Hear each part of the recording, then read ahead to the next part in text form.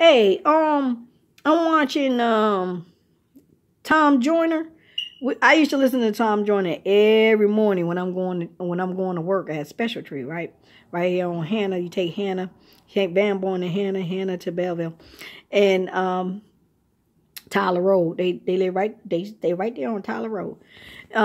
Okay, it's Hannah and Tyler Road. So look, they talking about CeCe and the family. I said everybody else got a reality show, but the Winans. How come the Winans won't have the reality show? Maybe they, I don't know. Who knows? But how come the Winans won't have the reality show, like showing them in the studio, or they young kids in the studio, or producing, or what I'm saying? The Clark sisters got a reality show. The Clark's family got a reality show. And my thing is, like, how come the Winans won't have one? Like Debbie, Angie, and all of them. But they got a reality show. The Clarks. Because me and my daughter, we is it on We? Yeah, We channel. The We channel picked it up. And Mary had a reality show. Well, somebody else had a reality show. I'm trying to think who it was. Man, he's an artist. Oh, was it Nelly? Yeah, Nelly. Nelly had a reality show, and that's what I said. How come the Winans, since 2008, I've been asking that. How come they won't? What's going on? Why they won't have the reality show? Or, you can have like reality shows like that through the church to let people tune in. And like Christians tune in. That's something to really tune in. We are all not perfect. But I guess they kind of figure like people going to start judging you and stuff like that. But they let Deirdre go to L.A. and have a reality show. L.A. Preachers. But I said L.A. I didn't say L.A. Preachers. I just said preacher wives. The preacher wives. So they came up with preacher kids, PK kids.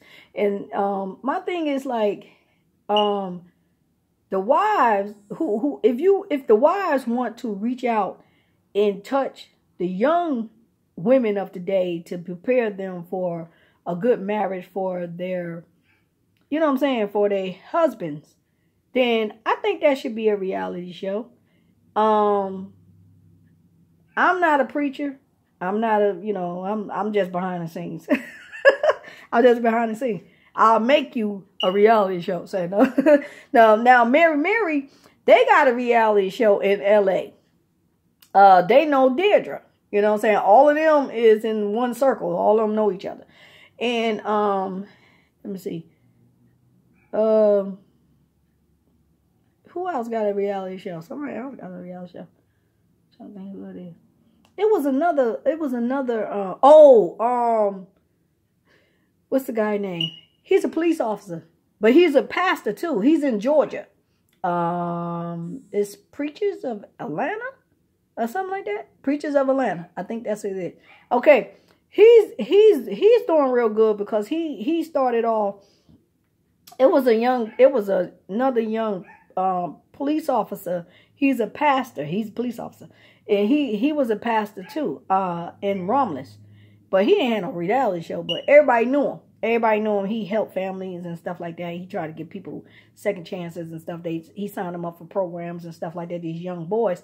And my pastor, he like take time with young men, and he bring them in and he teach them the Bible and stuff like that. And then I have another pastor. Well, he's my pop-pop. He was my pop-pop before he became pastor. He was my pop-pop before he became pastor, so I still had to get used to that. I couldn't get used to it. But anyway, Mom and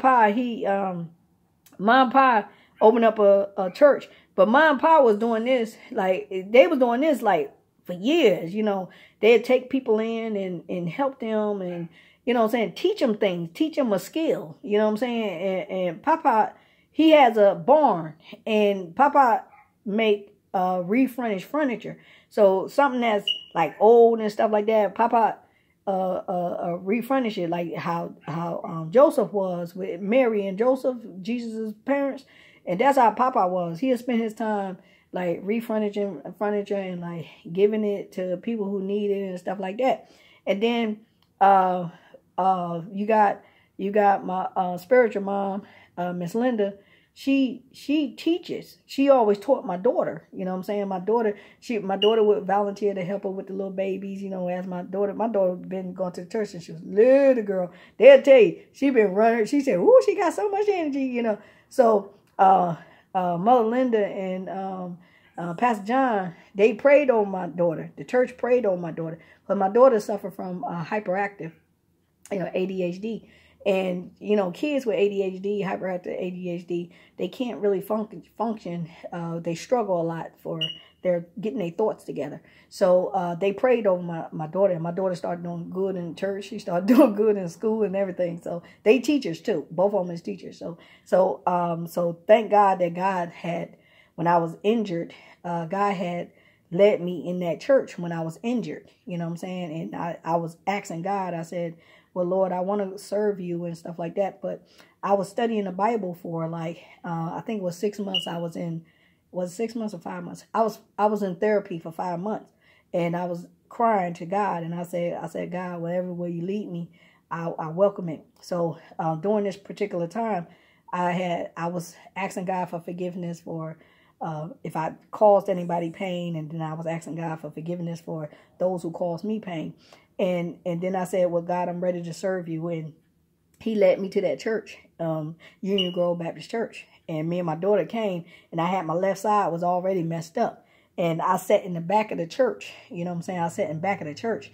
And when I sat in the back of the church, Pastor John was preaching about, he was preaching about giving your time to God. And I'm going to see if he got that tape. I don't know if they record the sermons, but he was preaching about it. So that's another thing I got to ask him for his sermons. Like, how can we go online and get it? But anyway, I wanted to know, because he was just like, a lot of people want to be quiet because they're recording their sermons. But God, he said, make a joyful noise. You know what I'm saying? When you hear something good, see, people, when Jesus was going out there, he stayed in one place and he was preaching. And what he did was, they were still yelling out. You know what I'm saying? They didn't keep quiet because the word was good. Something reached them. Something pierced them. You know what I'm saying? Where that they had to yell out. They couldn't keep it to themselves. They couldn't hold it in. They said, Lord. You know what I'm saying? When the man was hurting and desperate to get some help, he yelled out, Lord. You know what I'm saying? He knew his name. You know what I'm saying? Never seen Jesus before, but for some reason, something done reached inside that man. And this man was on the board. And this man was reaching out, crawling his way to the front to try to get him to help him. You know what I'm saying? That's the man that was blind. And then you had another one that was a palsy. He was paralyzed, and he'd been on the mat since he was a little boy. You know what I'm saying? Then you had someone else that came in to Peter and Paul, that power was passed down to the disciples. And Peter, he was in the house of Peter and Paul, and he was in the house, and he was questioning. He said, do you believe? And then Paul told him to stand up. He said, I haven't stood up in years, sir, and I haven't walked in years. He walked on a cane. He said, stand up. He stood up, and he didn't need the cane anymore. You know what I'm saying? So those things is still happening right to this day, but you need that God in you, and that God can work through you to give you power and dominion. It really is true. You know what I'm saying? I have seen my grandmother pass out in the Holy Ghost. I have seen my grandmother pray so many times where people just got up and was better. The church used to always call my grandmother for prayer. And I had opened the same line up to other people. I said, you can always call me, and if you need any prayers and stuff. And when I lived in the Bayhand house, this woman came up, and she said, I know if I can make it to you, I'll be much better. Because my brother had brought this woman to me, and this woman was in bad condition. You know what I'm saying? These people that my brother brought to me, they was in bad condition. They was really dealing with, they was really dealing with alcoholism, drugs, and stuff like that. And my brother brought these people to me, and I prayed for them, and my brother would feed them and just give them hope. You know what I'm saying? He'd be in the garage just talking to them and stuff, and then they'll hear, like certain of them will hear me, because I do Bible study at my home. And these people would come, and they wouldn't sit down with me, but they would hear me. They would hear, some people are standing in the crowd, they hear you. So Jesus was teaching certain ones, and it was other people standing around listening. So that's how it was when I was, teaching my daughter, the Bible and stuff like that. So I have always not abandoned the work of God. Sometimes you get people who abandon you, but you don't abandon God. You know what I'm saying? Because he said he separates you from the rest.